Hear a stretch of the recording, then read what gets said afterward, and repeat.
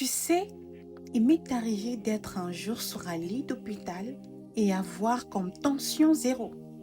Oui, tu as bien entendu tension zéro. Il veut dire autrement que j'étais déjà morte.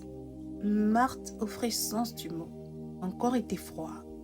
La couleur de ma peau avait déjà changé. Et c'était pas beau à voir malheureusement. Déjà que j'étais inconsciente, on m'a relaté par après comment ça s'est déroulé.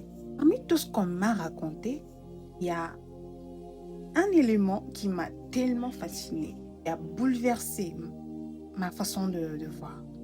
C'était maman. Il y a des mères qui prient.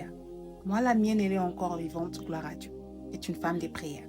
Il y a des femmes des prières dans vos vies. C'est très important pour vos enfants et pour votre foyer. Ce n'était qu'une parenthèse. Parmi tout ce qu'on m'a raconté, on m'a dit que maman ne cessait pas de pleurer. Mais une chose qu'elle n'arrêtait pas non plus de faire, c'était de prier. Pourquoi elle n'arrêtait pas de prier malgré ses pleurs?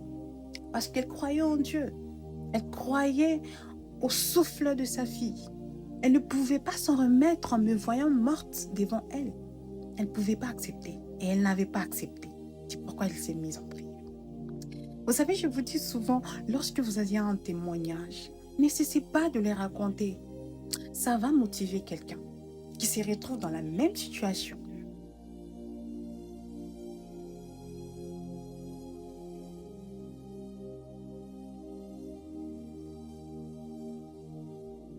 C'est ça la seule différence.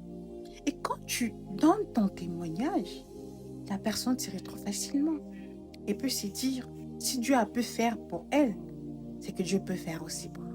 Vous savez, moi j'ai un grand témoignage, je cesse de vous le dire.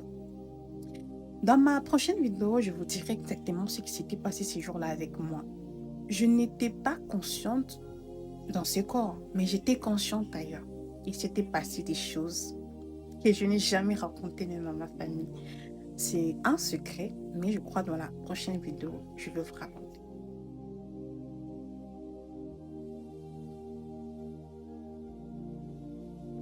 Quand ce n'est pas ton heure, ce n'est pas ton heure.